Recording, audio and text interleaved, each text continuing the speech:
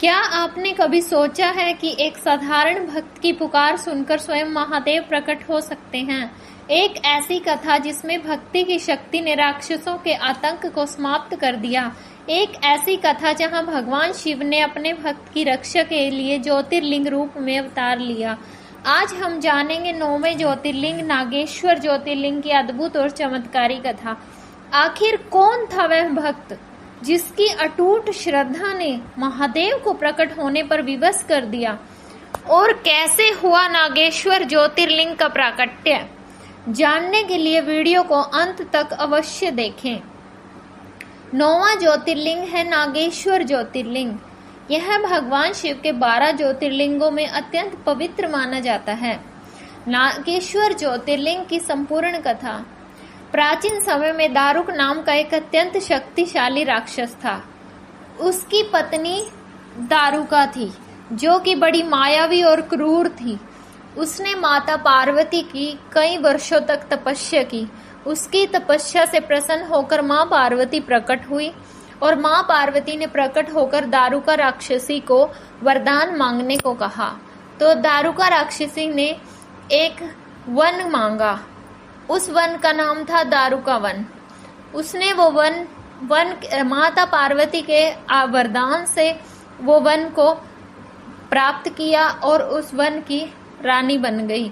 तब से देवी पार्वती से प्राप्त वरदान के कारण दारुका को एक अद्भुत वन प्राप्त था, जिसे दारुका वन कहा जाता था। वह बड़ी मायावी और क्रूर थी, इसलिए दारुक और दारुका अपने राक्षस साथियों के साथ ऋषियों, साधुओं और भक्तों को बहुत कष्ट देते थे। वे लोगों को पकड़कर बंदी बना लेते और उनका उत्पीड़न करते थे। वे सभी भक्तों को परेशान करते थे और सभी ऋषियों और साधुओं, भक्तों को बहुत ज्यादा तंग करते थे। एक दिन उन्होंने सुप्रिया नामक एक शिव भक्त व्यापारी को भी पकड़ लिया। सुप्रिया भगवान शिव का परम भक्त था। वह एक पेशे से व्यापारी था, लेकिन शिव भक्ति में तत्पर रहता था। दारुका ने उसको जेल में बंद कर लिया। जेल में बंद होने के बाद भी उसने शिव का स्मरण नहीं छोड़ा। उसने अन्य कैदियों को भी ओम नमः शिवाय का जाप करने के लिए प्रेरित किया।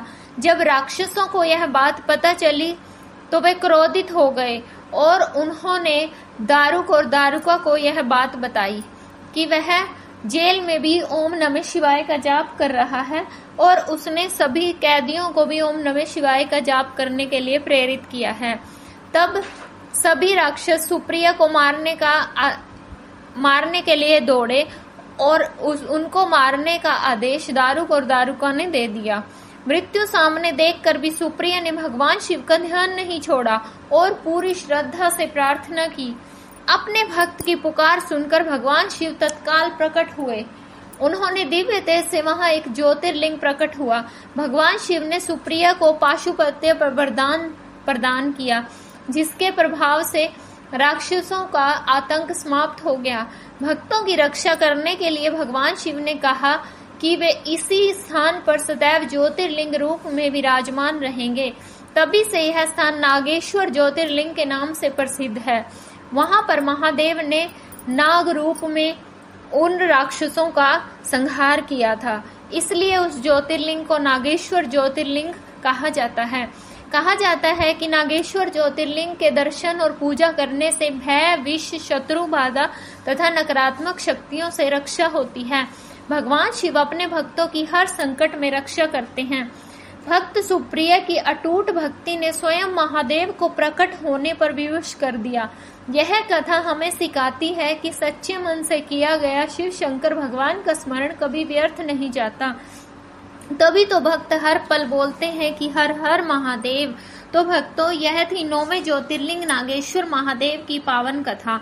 यह कथा हमें सिखाती है कि जब मन में सच्ची श्रद्धा और विश्वास हो, तब भगवान शिव स्वयं अपने भक्तों की रक्षा करते हैं। यदि आपको यह कथा पसंद आई हो तो वीडियो को लाइक करें, चैनल को सब्सक्राइब करें और इस दिव्य कथा को अपने परिवार और मित्रों तक अवश्य पहुंचाएं। कमेंट में एक बार अवश्य लिखें ओम नमः शिवाय। अगली वीडियो में हम अगले ज्योतिर्लिंग की दिव्य कथा लेकर फिर मिलेंगे। तो बोलो भक्तों, हर हर महादेव।